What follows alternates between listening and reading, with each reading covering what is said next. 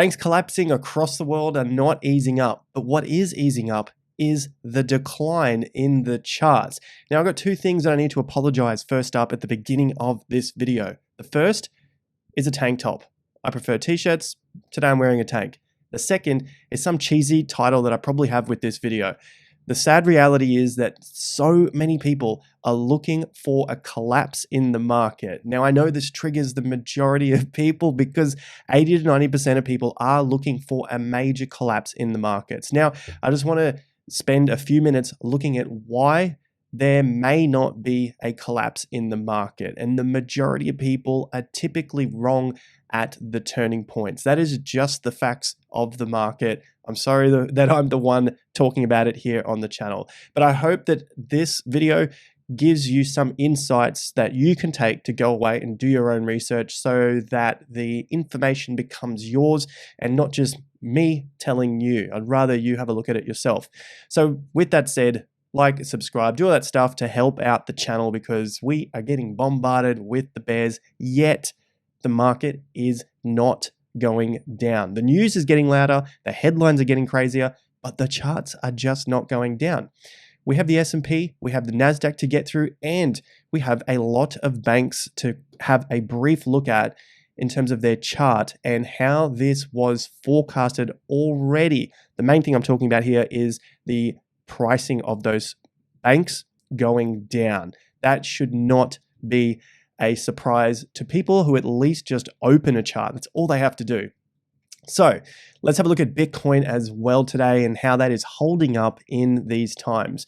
Guys, this came to my attention today as all of the trending topics, or at least a second ago, were about Deutsche Bank collapsing. Now, I posted this on Twitter because essentially if you just open up a chart, this wouldn't surprise anyone, but the news headlines, of course, have to do what they do and take you for an emotional ride and tell you that the world is coming to an end. Banks are about to collapse and we're about to go through another GFC 2008 or a 2000 type event where the tech wreck came through and destroyed the market. What we've seen from at least Deutsche Bank is that it peaked in 2007. That, from anyone's look at a chart, whether you're a beginner or experienced, this has been an absolute terrible market to be in. Deutsche Bank, you would not want to be buying this thing hoping for the best. It's just been an absolute shit show on the way down. And the sad reality is that many believe that this is basically what is going to happen to every other bank. But when we look at the charts, it's going to be a different story. And this is going to help us identify what the macro, what's happening, what's coming up for the stock markets, which of course we also need to be strong if Bitcoin and cryptos are also going to go through their own bull market as well. Clint's on the ball here. Same deal with Credit Suisse, which we have just seen here. It's been down for 15 to 16 years. And this was another one of those banks that went through the old bank failures. The markets are basically destructive and taking all of our money because there is going to be a financial meltdown similar to what happened in 2008. Of course, Janet Yellen has said it's very different to what's happened in 2008. And I don't think it's that different, but what is different is how the charts are holding up, what the smart money is doing after these events have unfolded. Because like we'll see on the NASDAQ, the price that the NASDAQ was at when this went down, the price now is well and truly above that point. So investors are seeing a different story to what the news is telling us. Now, guys, I just want to bring your attention to the channel. Like and subscribe. Yesterday's video went through macro signals showing that the Bitcoin bottom is more than likely in. I know I've talked about that a lot, but go and check that out. I'll leave a link to it at the end of this video. And there is a ton here on the channel from Bitcoin, the S&P 500, macro cycles, and a lot of helpful signals and indicators to read through the noise of the markets. The markets have been putting in higher lows after higher lows. And the major one was October 2022. The amount of news that came out last week, that's this little bar here that you can barely see amongst all of the other information that's going on. This right here is all that happened in the market after SVB went down, after Silvergate went down, after now that we've even heard of Credit Suisse and Deutsche Bank and the rest of them, everything else is going absolutely bananas. This is all that happened last week. Let that sink in. I might just be talking to the minority here. I know that the majority of you have been watching these videos and just seeing how the market is actually continuing to put in higher lows. Now, we've been calling this since June. Said that before, nearly 10 months now, so about 9 months ago. We're looking at June as being a significant low in the market, which it was. October went slightly lower and then quickly reversed. So that tells us that we're more than likely seeing the low at 3,500 to about 3,600 points in the S&P. We are looking for this market, the major stock markets, to low in order for the rest of the market to continue up eventually sometime later in 2023 and beyond into 2024 and 2025, which is very different to what the news is telling us that we're looking like we need to collapse. So the lows are October, the next lows are December. Keep a lookout for 3,800 points on your chart here. You can see that is our major support level there that came in December. It's a major 50% level. And when all of that bad news came out from the banks collapsing just 2 weeks ago, it's also bounced off that level again at around 3,850. So we'll keep a particular eye on this. Markets can fake out and drop and take out some of those stops, because there is probably a lot of investors that have signals or they have their stops in place here in case the market does reverse and test some of those lower levels. But what you want to look out for is a higher close. So that could happen on a weekly chart coming up in the next couple of weeks, or we continue to maintain where we are and just continue to climb higher on this bad news, which is what we know of in a bull market as the wall of worry. More and more worry comes out and it continues to climb. Bull markets will climb on walls of worry. So that's a telltale sign that we are potentially in a bull market. 4,200 is that key level. We're getting close again. We're at 4,000 points right now. So this is going to be very exciting over the next few weeks to continue to pay attention to, as is the NASDAQ, which just had its highest weekly close in 7 months. Why the flip is a market closing at its highest levels in 7 months if this is where all of the doom is happening? Why is it closing up higher? I think it's because we're in a wall of worry climbing out of some low levels.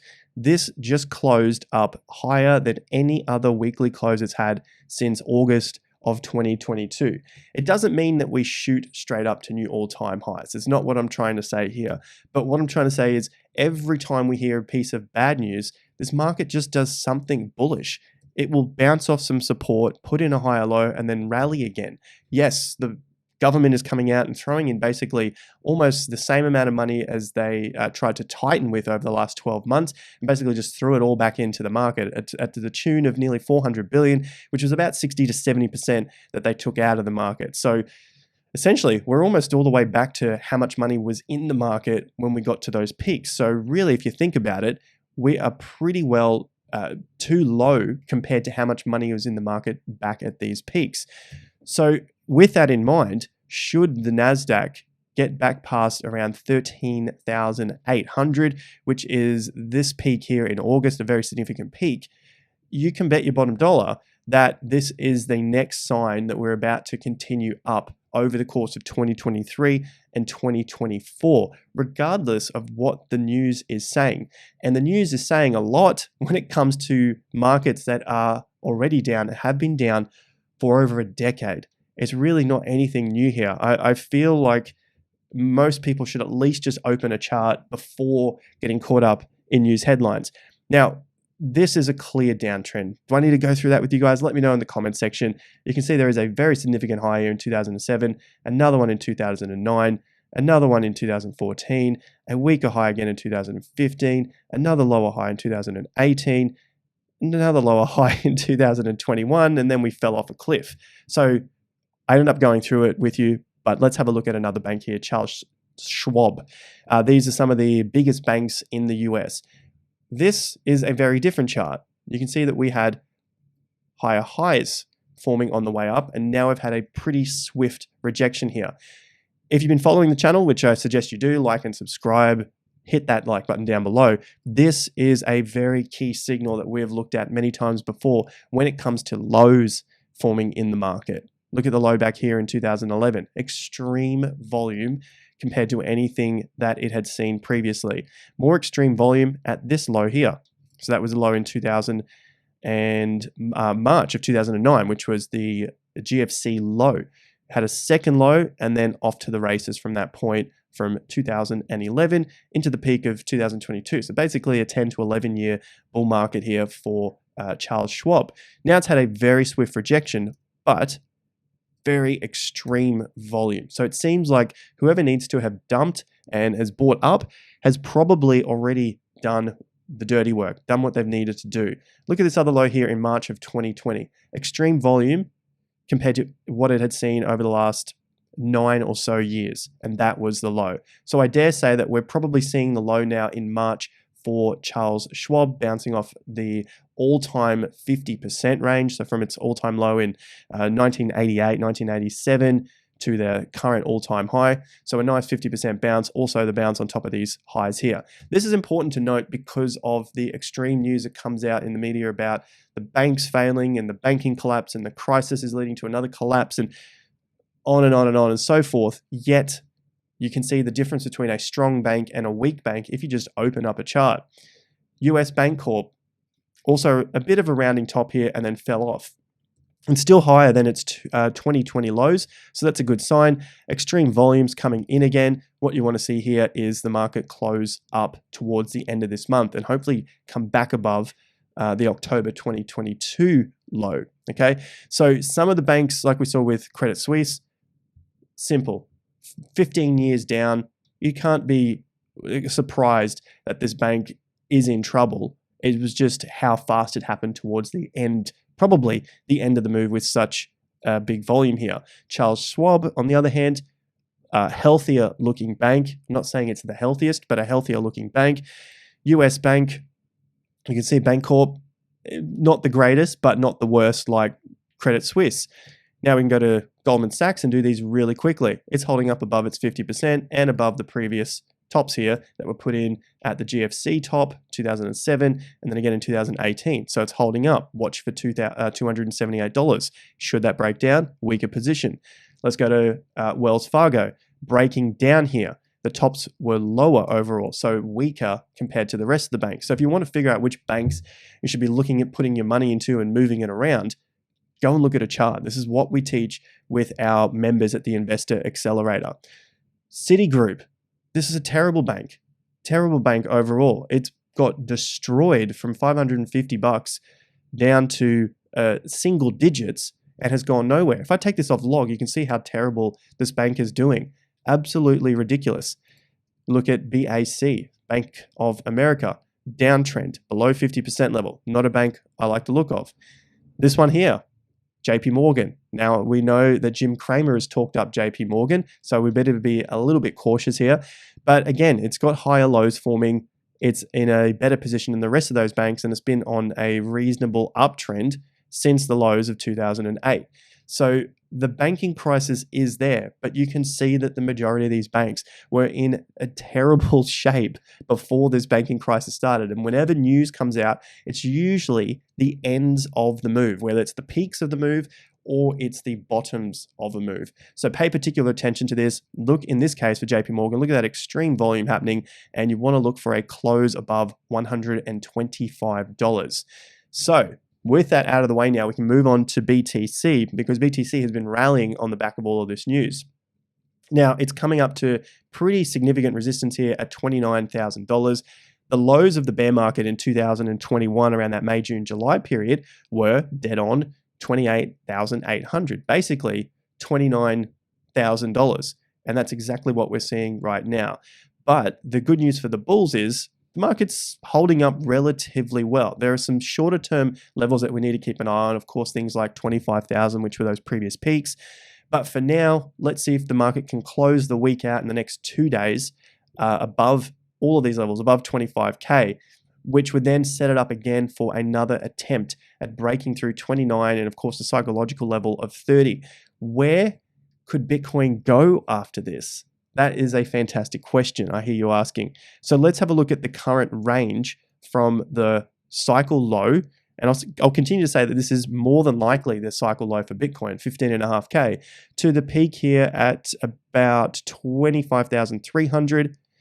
And then we measure it to the bottom. So that's the 100% move, 200%. So basically 100% of that entire move projected from the top takes us to about the next major resistance levels in the mid 30s, 34,000, 35,000. So I dare say if we're able to break through this 29K level, probably next week or so, by the end of March, maybe early April, then there is a very likely, a very high chance that we start to run again towards those mid 30 levels, take out our Wyckoff bullish flip here at 34,500, try to test the 50% level at 34,500, and also the 100% repeat from that top, so our fib extension here to around 35,100. So the key here, Bitcoin to break 29K probably in the next week or two, if it can do it, right?